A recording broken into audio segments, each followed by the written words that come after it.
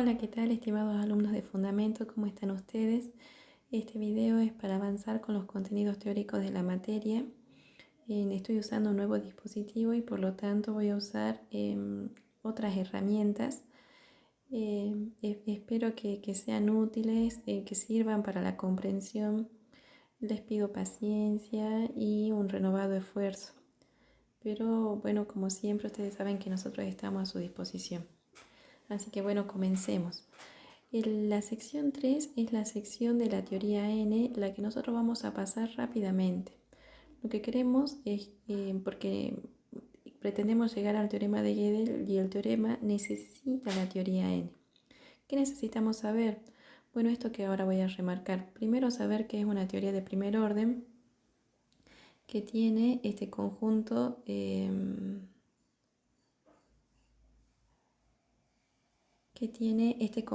símbolos propios. Fíjense en ustedes que por definición de la teoría N, por definición de una teoría de primer orden, el símbolo propio igual tiene que estar contemplado en la teoría. Y bueno, está contemplado. Ahora se le añaden otros símbolos propios. Fíjense en cómo continúa.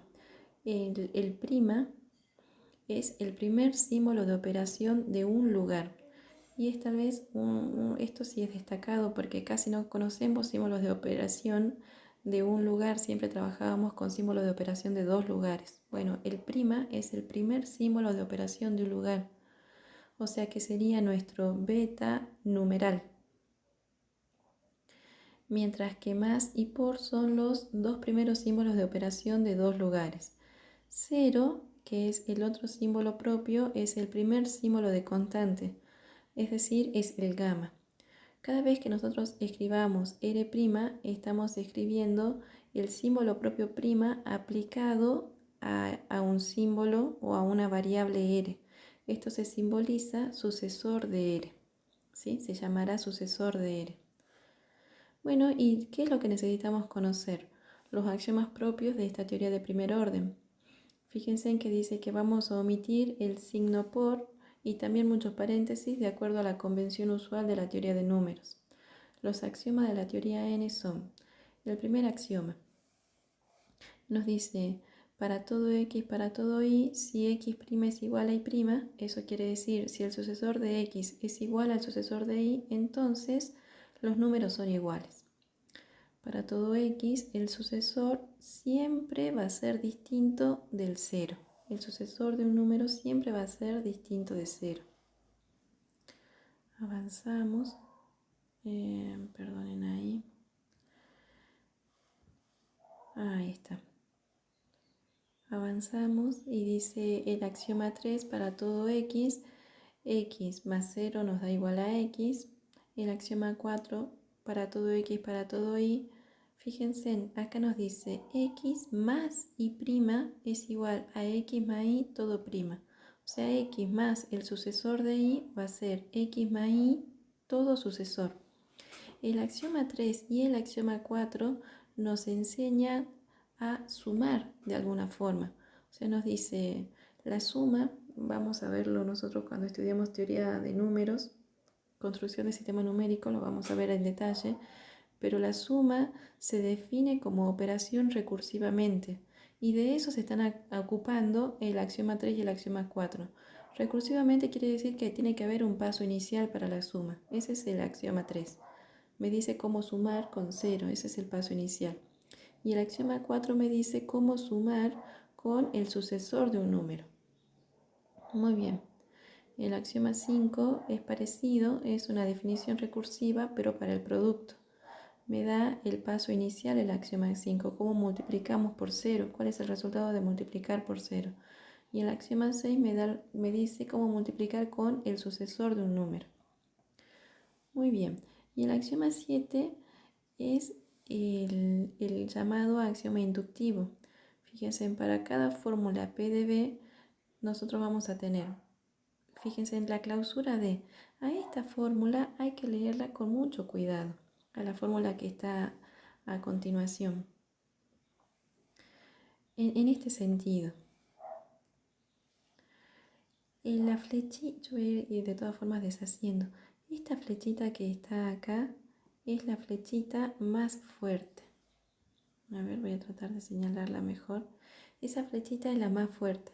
Entonces, todo lo que está antes vendría siendo lo que nosotros llamamos antecedente y lo que viene después el consecuente, o sea, la conclusión. ¿Qué es lo que está antes de esta flecha? Fíjense en P de 0 barra B. Eso quiere decir que en donde ocurría la fórmula B, yo coloco el símbolo de constante 0. Es análogo a decir en la teoría de números usual que se cumpla P de 0, ¿sí? Y además, que para cualquiera sea la variable b, si se cumple P de b, entonces se cumple P de b' barra b. Esto quiere decir P del sucesor de b. Si se cumple P de b, entonces se cumple P del sucesor de b.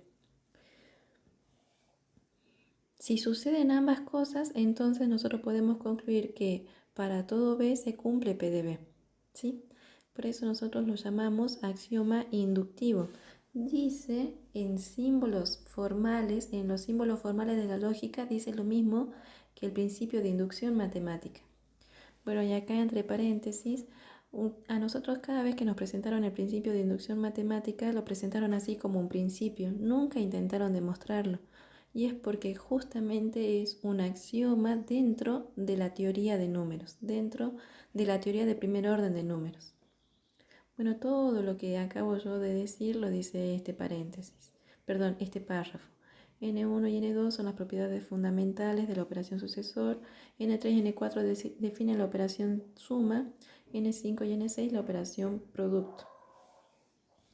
N7 es el esquema de axiomas de inducción matemática. Los axiomas de igualdad, claro, porque nosotros además de presentar la teoría de números, nosotros presentamos también los axiomas de igualdad para la teoría de números, para la teoría de primer orden, y eso es teniendo en cuenta los símbolos propios que aparezcan en esta teoría.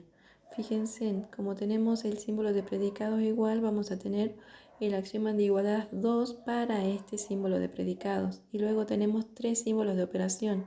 Entonces tendremos axiomas de igualdad 3, 1 por cada símbolo de operación. Eso es lo que dice en este renglón. Aquí. Eso es lo que dice este renglón. Los axiomas de igualdad para la teoría N son E1 siempre está, L2 para el igual, L3 para el símbolo de operación sucesor, L3 para el símbolo de operación más y L3 para el por.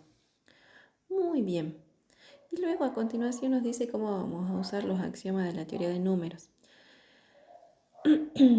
Eso es todo lo que necesitamos saber de esta teoría. Los teoremas que siguen, si ustedes quieren, si tienen tiempo, si tienen ganas, pueden ustedes ver que son los teoremas que nosotros conocemos en que nos dieron de toda la vida, ¿sí? No nos vamos a detener en todos estos. Cuando estudiemos conjunto numérico vamos a volver a estos teoremas y vamos a ser capaces de demostrarlos. Ahora simplemente lo vamos a pasar. Vamos a el capítulo 4, que es consistencia y completitud, y este capítulo sí quiero que lo estudiemos con más detalle. Es muy importante. Pero cada vez que uno habla de consistencia y completitud, sí o sí necesariamente tiene que dar aunque sea un pantallazo histórico, así medianamente lo tiene que dar. Y es lo que vamos a hacer a continuación. Vamos a dar un pantallazo histórico. Este tema de consistencia y completitud afectó mucho la historia de las matemáticas y podríamos decir la historia de las matemáticas modernas. Entonces vamos a ver cómo lo afectó. Esto, como les digo, es un pantallazo. Ustedes seguramente lo van a estudiar con más detalle en historia de la matemática. De todas formas, si ustedes quieren leer más, hay un montón de bibliografía en libros, pero también artículos en internet muy interesantes sobre este tema. Y realmente cuando se comienza a estudiar, cuando los matemáticos se empiezan a preguntar sobre consistencia y completitud, pensaban que las matemáticas eran infalibles. Por eso esto se titula Así terminó el sueño de las matemáticas infalibles. ¿Cómo comenzó?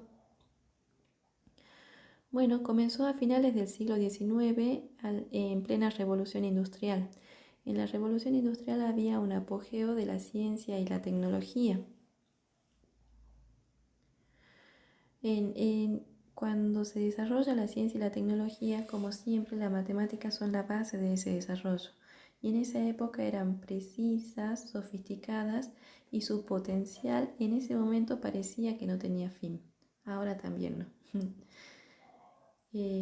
Pero a finales del siglo XIX, en 1874, George Cantor, ese joven que nosotros vemos ahí en pantalla, publica su primer trabajo sobre teoría de números. Y en ese trabajo él estudia, George Cantor es un personaje muy apasionado y que realmente vale la pena estudiar, vale el esfuerzo estudiar. Él estudia el concepto del infinito. Y ese concepto es el que empieza a como hacer tambalear este concepto de que las matemáticas eran infalibles. Precisas, infalibles, ese concepto que tenían los matemáticos hasta ese momento empieza a hacer tambalear el concepto del infinito estudiado por George Cantor. ¿Por qué? Porque aparecen ciertas paradojas que resultan ser un gran problema. Entonces viene lo que se llama la crisis de los fundamentos. En la crisis de los fundamentos, la conclusión va a ser luego de esa crisis es que las matemáticas no eran tan infalibles como se pensaba. ¿Y quiénes se encargan de demostrarlas? Dos jóvenes matemáticos. Uno de ellos es Gödel, el que nosotros vamos a estudiar con su gran teorema de incompletitud, con el cual nosotros vamos a concluir el estudio de esta parte de la materia. Y es muy emocionante. Y también está Alan Turing, que uno llega a conocerlo a él seguramente por la famosa película, pero en realidad también tiene una vida apasionante, un gran aporte a la matemática a través de la máquina universal. Eso también uno lo puede estudiar de manera apasionada, que yo los invito, ¿no? No solo lindo, es maravilloso. Muy bien. ¿Qué ha sucedido? En esa época, al finales del siglo XIX y principios del siglo XX, había un grupo de élite en matemática que eran, perdón, a ver si puedo volver para atrás. No me deja. Bueno, eso era que decía ahí. A ver.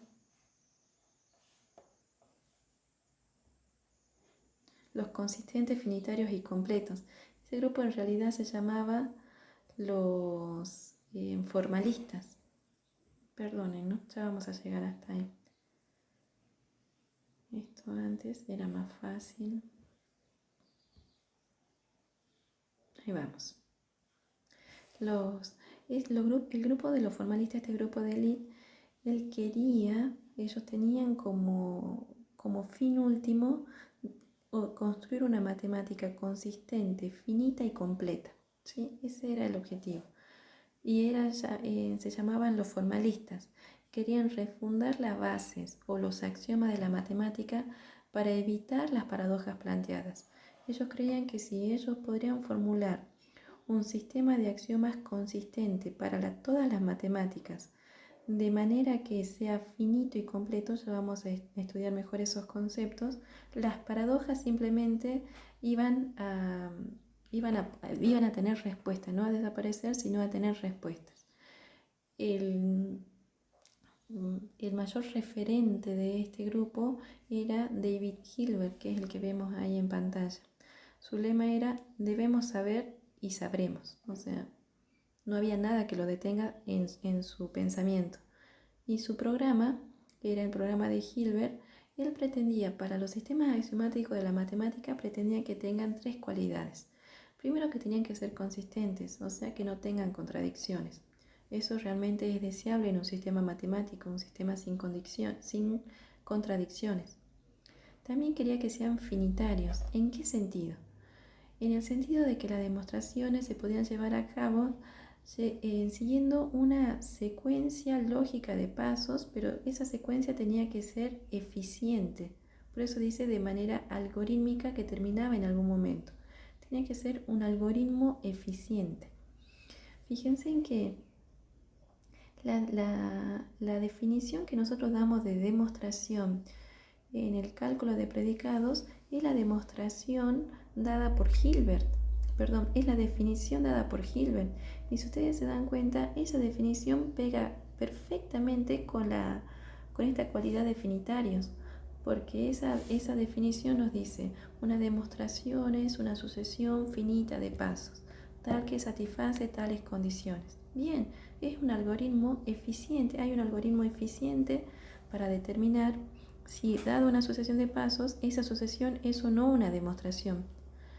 Entonces, en ese sentido es que Hilbert quería que los sistemas axiomáticos sean finitarios.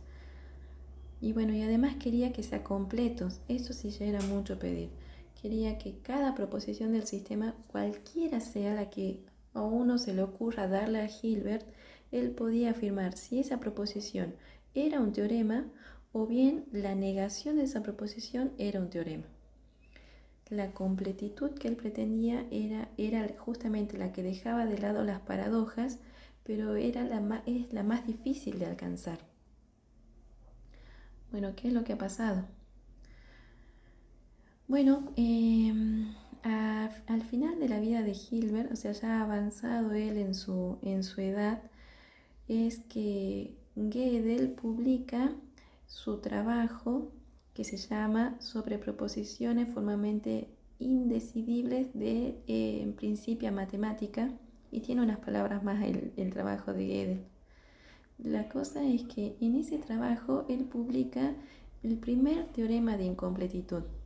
¿Y qué dice el primer teorema de incompletitud? Dice esto. Básicamente no lo dice en otras palabras mucho más difíciles y nosotros lo vamos a estudiar.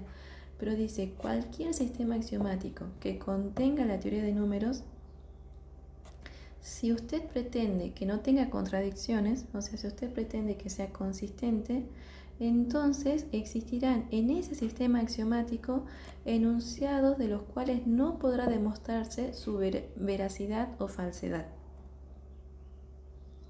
Genial.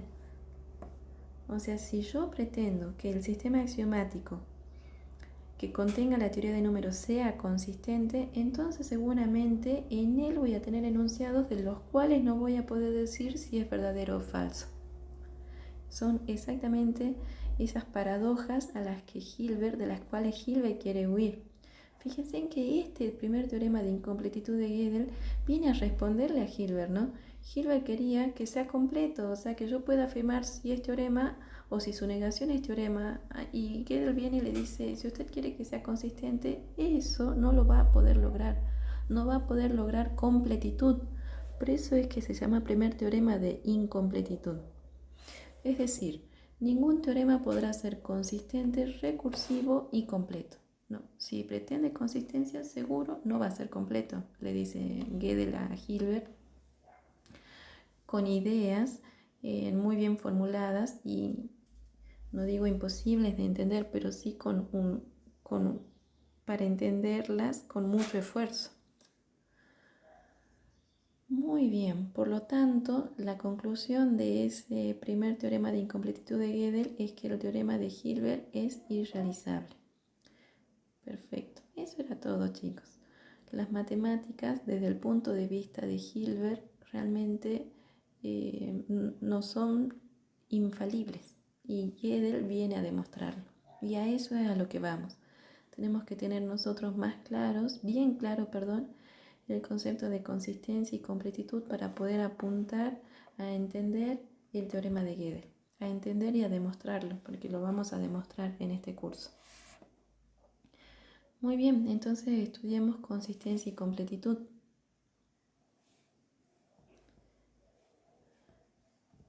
Ahí está, se está cargando.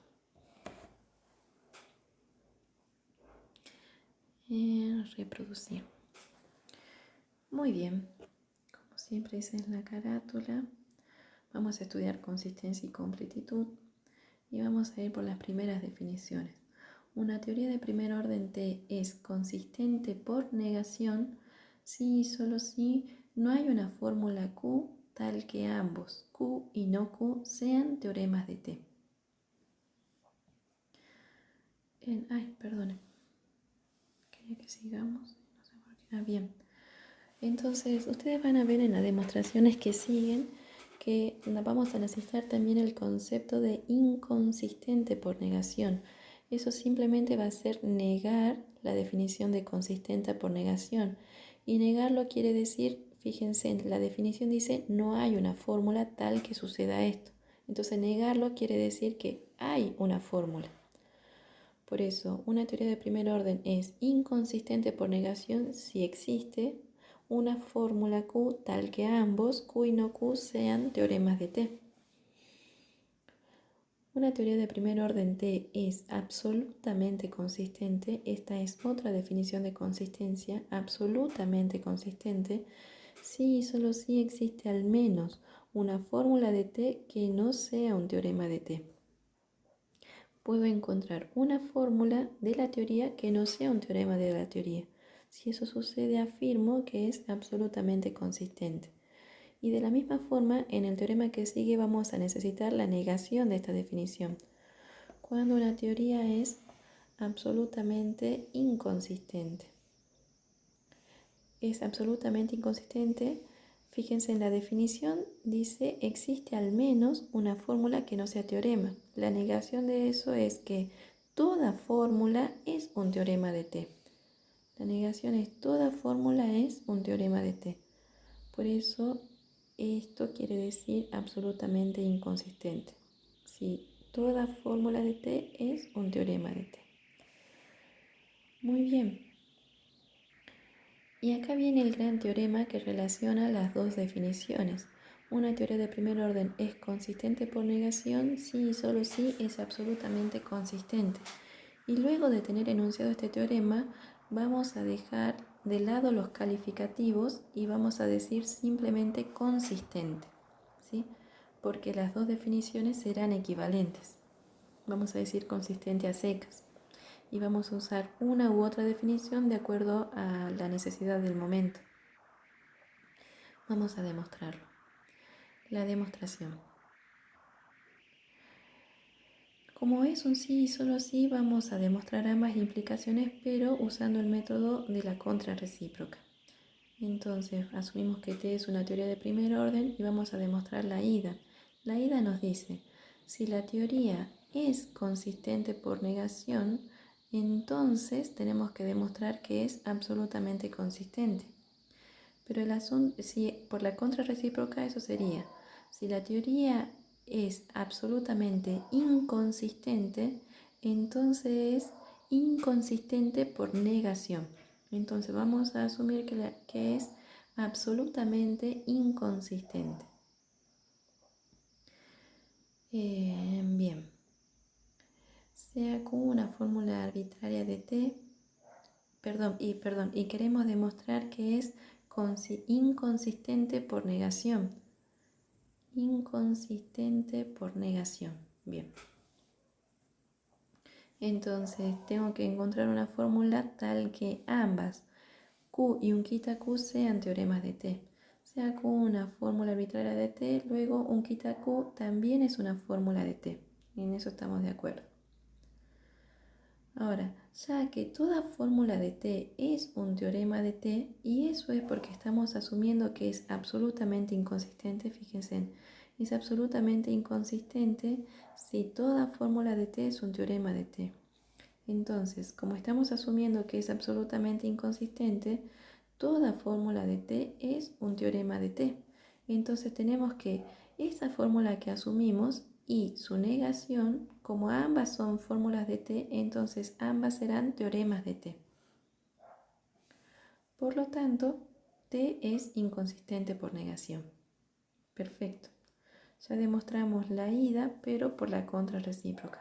Ahora demostremos la vuelta, también por la contrarrecíproca.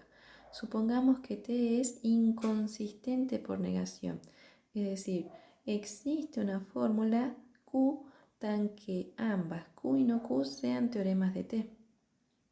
Existe una fórmula Q tal que ambas Q y no Q son teoremas de T. Estamos ahí aplicando la definición de inconsistente por negación. Quiero demostrar que T es absolutamente inconsistente. Pero entonces tengo que demostrar que cualquiera sea la fórmula de T, esa fórmula es un teorema de T. Cualquier fórmula de T es un teorema de T. Como es cualquiera, seguro no voy a trabajar con esta Q, porque esta Q tiene un cuantificador existencial. Por eso vamos a decir así, sea P una fórmula arbitraria de T. La tomamos así, arbitraria, porque estamos tratando de demostrar esto. Toda fórmula de T es un teorema de T. Luego, y a continuación viene una asociación de pasos. En el paso 1, Q pongo la fórmula Q y yo sé que Q es un teorema. Eso lo tengo acá porque, como es inconsistente por negación, ambas Q y no Q son teoremas de T. El otro paso es que un quita Q es un teorema. Bien, eso es por hipótesis. El paso 3 tengo que la siguiente fórmula es una tautología y por lo tanto es un teorema. No está escrito, ¿sí? Pero es un teorema porque es una tautología. Entonces, ¿qué es lo que sigue? Modus ponens entre el paso 3 y 2 y me da Q flechita P. Modus ponens entre el paso 4 y 1 y tengo P. Fíjense en que tengo una sucesión de pasos en la que el último paso es P y en la que todos los pasos se justifican con teoremas o con modus ponens. Eso quiere decir que no hay hipótesis y por lo tanto puedo concluir que P es un teorema de la teoría. Y P es cualquier fórmula. P es un teorema de T y P es cualquier fórmula. Entonces puedo concluir que T es absolutamente inconsistente. Perfecto. A continuación, ya vamos a seguir con la demostración, pero a continuación ustedes debieran ver el apunte. Y uno va a demostrar, luego de definir absolutamente consistente por negación, fíjense bien en algunos teoremas. El cálculo de proposiciones es consistente, el cálculo de predicados es consistente. Y dice, usaremos los siguientes tres teoremas con frecuencias. Teorema 4.6, 4.7 y 4.8. Los tres figuran como ejercicios para ustedes al final de esta sección. 4.4, 4.6, 4.7 y 4.8. ¿Sí? Yo enfatizo el 4.7 porque es el que vamos a usar cuando veamos completitud. Pero lo que quiero que sepan es que ustedes lo tienen en el apunte y que además lo tienen como ejercicio, ¿sí? Sigamos ahora con la presentación.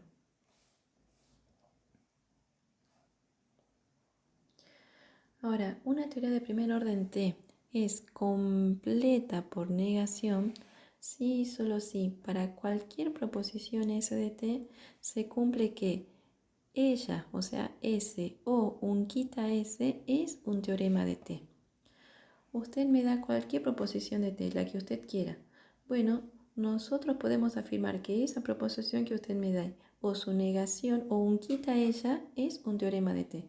Si eso se cumple, entonces puedo afirmar que la teoría es completa por negación. Y una teoría de primer orden T es absolutamente completa si y solo si.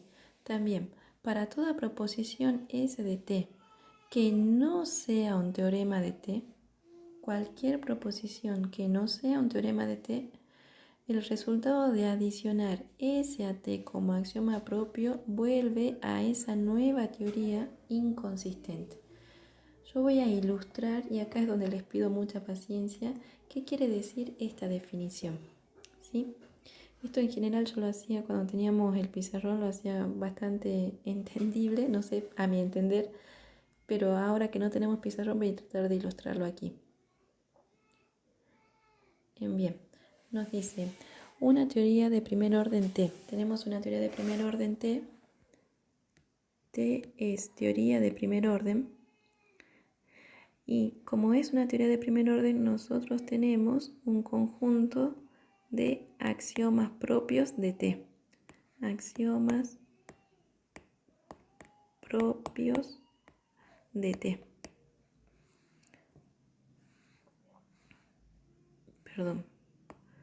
Propios de t. Entonces digo, bueno, tengo el axioma 1, que es un axioma propio, el axioma 1, el axioma propio 2, y así voy a decir que tengo el axioma propio, no sé, n, por decir algo. Ustedes saben, los que me conocen escribiendo en el pizarrón saben que mi caligrafía no es tan mala, pero bueno, no tengo una herramienta mejor para escribir. Entonces, ¿qué me dice la definición de absolutamente completa? Primero, nosotros tenemos que tener en la mano una proposición S que no sea teorema de T. La condición para S es que no sea teorema de T. Fíjense, sí, solo así, para toda proposición S de T que no sea un teorema de T. El resultado de adicionar S a T como axioma propio. ¿Qué quiere decir eso? Yo tengo en la mano una proposición S que no es un teorema de T. Entonces lo que vamos a hacer es, a S lo adiciono dentro del conjunto de axiomas propios de T. A ver si puedo borrar acá un poquitito esto, escribirlo mejor. Esta llave va a llegar hasta acá.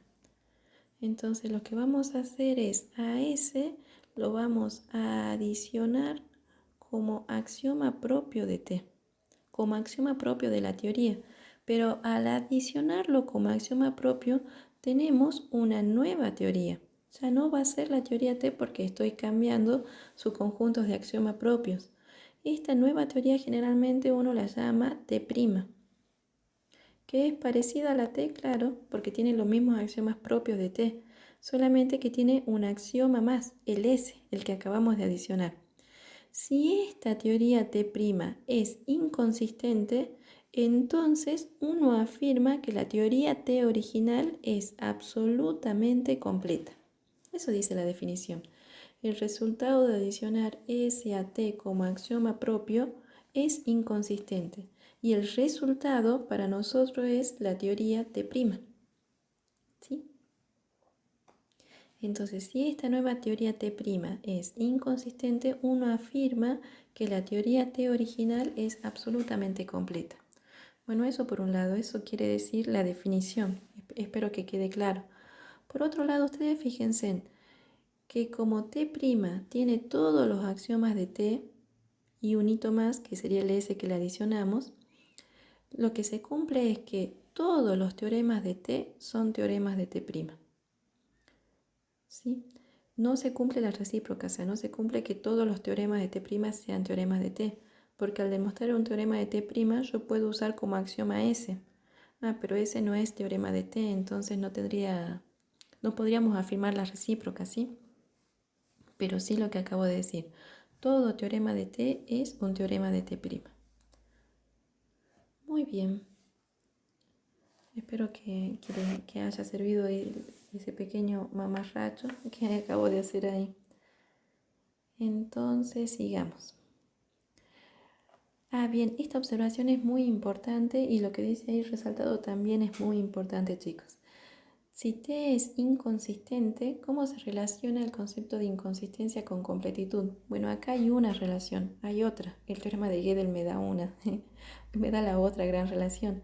Pero si la teoría de primer orden es inconsistente, entonces nosotros podemos afirmar que es ambas, es completa por negación y absolutamente completa. Si es inconsistente, cumple las dos definiciones. Y eso que dice ahí que es tarea, es muy importante. Esa tarea es muy importante y no sé cómo enfatizarlo más que con ese rojito escrito, subrayado y yo diciéndoles, es muy importante. Así que por favor, ustedes resuelvan esa tarea y hagan consultas. Muy bien, avanzamos. El teorema es análogo al anterior, relaciona las dos definiciones. Una teoría de primer orden es completa por negación, sí, solo sí es absolutamente completa. Y luego que uno demuestra este teorema, simplemente habla de teoría completa, evitando el calificativo, evitando decir si es completa por negación o absolutamente completa, porque con tal son equivalentes. Vamos a demostrarlo. Si T es inconsistente, por la observación que acabamos de decir, será ambas, entonces no tendría sentido demostrar el teorema. O bueno, ahí el teorema ya estaría demostrado. Entonces vamos a suponer que T es consistente. Y demostremos la ida. Supongamos que T es completa por negación. Supongamos para la ida que T es completa por negación. Entonces, si es completa por negación, uno sabe que se cumple la definición. Para cualquier proposición S de T, se cumple que S o no S es un teorema de T. Se cumple la definición que está acá arriba. Pero lo que nosotros queremos demostrar es que es absolutamente completa. Entonces, nos tenemos que dar una proposición S de T que no sea un teorema de T. Entonces, suponga que T es completa por negación. Sea S cualquier proposición de T que no sea un teorema de T. Bien, y nos seguimos metiendo dentro de la definición de absolutamente completa. Y sea T' la teoría que resulta de adicionar S al conjunto de axiomas propios de T. Si yo quiero demostrar que T es absolutamente completa, para demostrar que T es absolutamente completa, con esta construcción yo tendría que demostrar que T' es inconsistente. Si nosotros demostramos que T' es inconsistente, entonces voy a poder concluir que T es absolutamente completa usando su definición. Entonces queremos demostrar que T' es inconsistente. Ahora, fíjense que nosotros supusimos que S es cualquier proposición que no es un teorema. Entonces, como T es completa por negación, S o un quita S tienen que ser teorema de T. Si S no es un teorema de T, entonces un quita S tiene que serlo, por definición de completa por negación. Y eso es lo que está escrito aquí.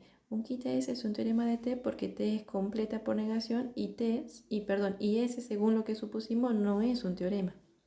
Entonces un quita S tiene que serlo. Luego, un quita S es un teorema de T'.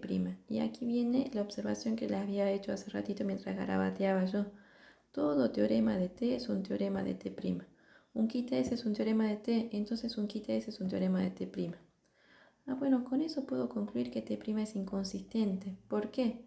Porque por un lado, S, la proposición S,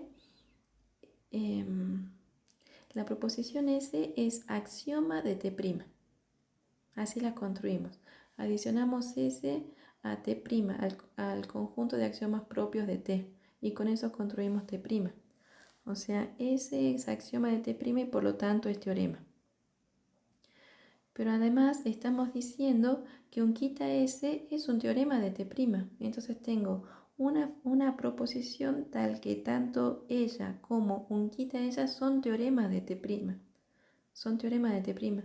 Bueno, eso dice que T' es inconsistente, porque está cumpliendo la definición de inconsistencia por negación. Muy bien. Como T' es inconsistente, yo puedo asegurar entonces que T es absolutamente completa. Bueno, y ahí está ya concluida la ida. Vamos con la vuelta. Para la vuelta, supongamos que T es absolutamente completa y sea S cualquier proposición de T. ¿Por qué ahora tomamos cualquier proposición de T? Porque quiero demostrar que o bien ella o bien un quita ella es un teorema de T. Debemos mostrar que S un quita S es un teorema de T. Si S es un teorema de T, la demostración concluye. Entonces supongamos que no lo es. Supongamos que S no es un teorema de T.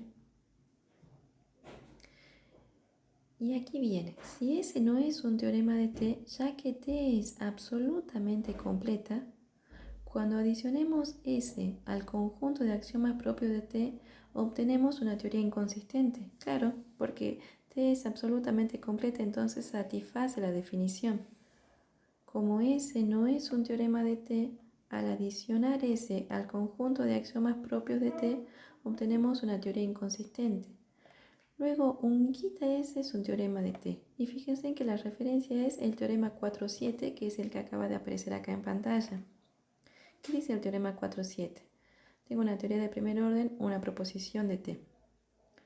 T', el resultado de adicionar P a T como axioma propio. Estamos bajo esa construcción. Si T' es inconsistente, entonces un quita P es un teorema de T. Nosotros tenemos la proposición que hemos adicionado es S. Adicionamos S como axioma propio y obtuvimos una teoría inconsistente. Bien, entonces un quita lo que hayamos adicionado, en este caso un quita S, es un teorema de T. Y eso lo afirma el teorema 4.7. Genial, como es un teorema de T, uno dice, bien, entonces fíjense, lo que acabamos de demostrar no es que S sea un teorema de T, sino que un quita S es un teorema de T.